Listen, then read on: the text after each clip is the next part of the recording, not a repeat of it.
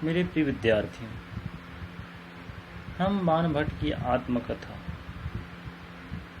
का बचा हुआ शेष भाग आगे अध्ययन करने जा रहे हैं। बाण भट्ट जब सम्राट हर्षवर्धन के दरबार में पहुंचा तो दरबार पूरी तरह से भरा हुआ था।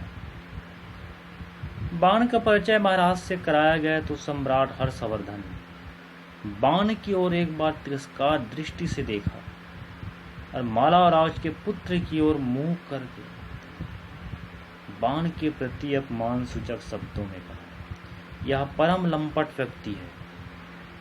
यह सुनते ही बाण के पूरे शरीर में क्रोधाग्नि की लपटें धड़कने लगी,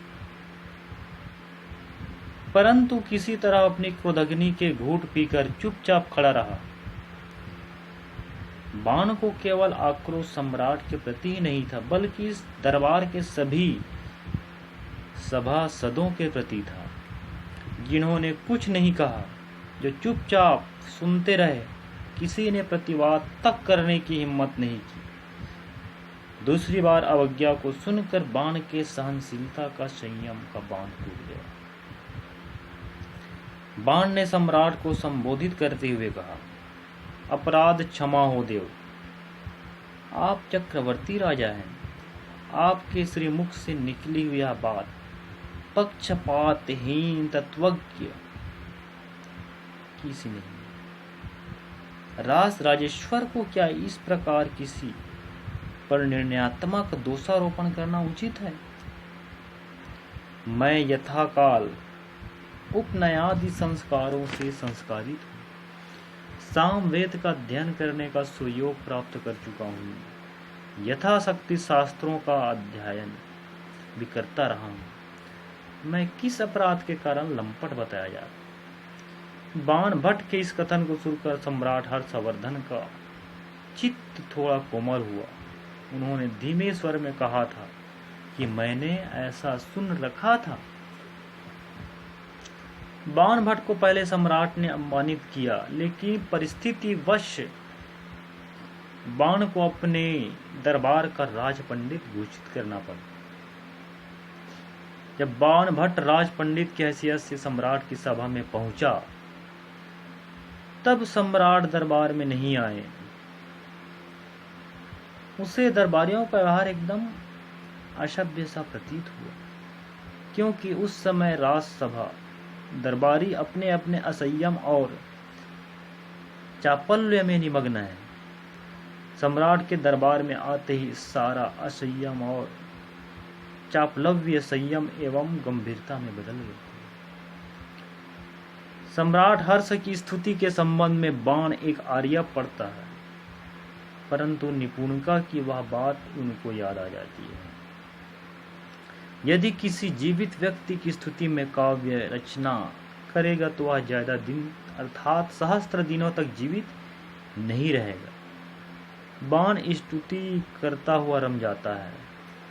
सभा समाप्त होने के बाद बाण को धावक से भेंट होती है तथा धावक द्वारा राजसभा के विषय में छोटी मोटी बातों का परिचय कराता है। बाण भट्ट भट्टनी के पास लौट जाता है तथा राज्यश्री, जो कि हर्षवर्धन की बहन है, राज्यश्री द्वारा दिया गया पत्र भट्टनी को दे देता है और सम्राट का पत्र लोरिक देव को दे दिया जाता है। पत्र को पढ़कर पहले तो भट्टनी की कर्तव्य विमूढ़ सी बनी रही, किंतु बाद में एक स्वतंत्र रानी के रूप में भट्टनी ने राज्यश्री के साथ रहना स्वीकार कर लिया।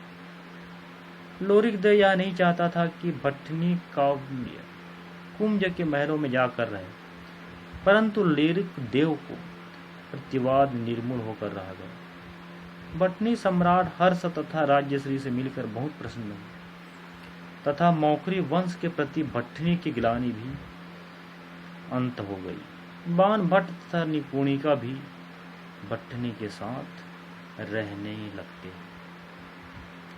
महाराज हर्षवर्धन ने एक नाटिका लिखी है जिसका नाम रत्नावली था। वह उन्होंने बाण भट्ट के पास भिजवा दिया और आशा व्यक्त किया कि वह उसमें आवश्यक संशोधन करके उसे अभिनीत कराने का प्रबंध करे। बाण भट्ट ने उसमें आवश्यक संशोधन तो कर लिए, किंतु उसे अभिनीत कराने के लिए उसे पात्र अत्यंत कठिनता से मिले।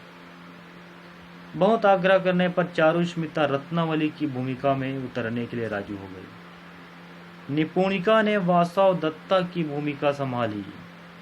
बाण भट्ट स्वयं राजा बन गया। नाटिका का अभिनय बहुत सुंदर ढंग से सफल हुआ।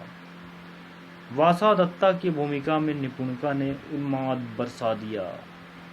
उसके हर्ष, शोक और प्रेम के अभिनय में वास्तविकता थी। अंतिम दृश्य में जब उसने बाण का हाथ चारुस्मिता के हाथ में दिया तो वह सर से पैर तक सिहर गई। यही सिहरन उसके प्राणों का अंत सिद्ध हुई। निपुणिका की मृत्यु का रत्नावली नाटिका से गहरा संबंध हुआ। इस नाटिका का विमंचन क्या हुआ, बल्कि निपुणिका के जीवन की अंतिम मंचिका बनी। निपुणिका की मृत्यु से भट्टनी तथा बाण भट्ट को अपार दुख हुआ। इसी बीच महामाया ने लाखों मनुष्यों की सभा तैयार करके आर्यवर्त की सीमा पर खड़ा कर दिया, जिससे हूणों और दस्युओं को आर्यवर्त में आने से रोका जा सके। भट्टनी के पिता तुवर मिलिंद ने भी कुछ ऐसा ही प्रयास करने में जुटे हुए थे, लेकिन जब से उनकी पुत्री का अपहरण हुआ था वह निष्क्रिय राजा हो गया। जब भट्टनी को सूचना मिलती है कि बाण भट्ट पुरुषपुर की सीमा के पार जा रहा है, तो वह भी बाण भट्ट के साथ जाने की आशा व्यक्त करते हैं। किंतु बाण भट्ट के गुरु भरभूष शर्मा की आज्ञा थी कि बाण भट्ट अनेकों ही पुरुषपुर जाएगा और जब तक की व्यवस्था ठीक नहीं हो जाता तब तक भट्टनी स्थानेश्वर में ही रहेगी। आचार्य की आज्ञा का उल्लंघन बाण भट्ट भी नहीं कर सकते थे, अतः अकेले ही बाण भट्ट को जाना था। भट्टनी ने उसे शीघ्र लौट आने का अनुरोध किया, परंतु बाण भट्ट को ऐसा प्रतीत हो रहा था कि अब दोबारा मिल पाना संभव नहीं है। इस प्रकार बाण भट्ट की आत्मकथा उपन्यास की कथा वस्तु मिलती है। कभी कभी इस उपन्यास में अधूरापन सा भास होता है, क्योंकि निपुणिका का प्राणोत्सर्ग हो जाना तथा बाण भट्ट का चला जाना और भट्टनी का अवाक अकेला रह जाना। फिर भी इस उपन्यास का अत्यंत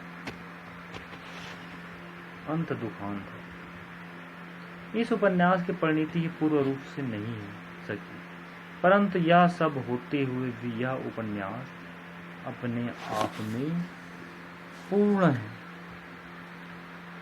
जिसमें बाण भट्ट के चरित्र हर्षवर्धन का समय एवं बाण भट्ट पर लगा हुआ कलंक को दूर करना, यह सब उद्देश्य हजारी प्रसाद द्विवेदी जी का है। इस ऐतिहासिक उपन्यास के माध्यम से बाण भट्ट के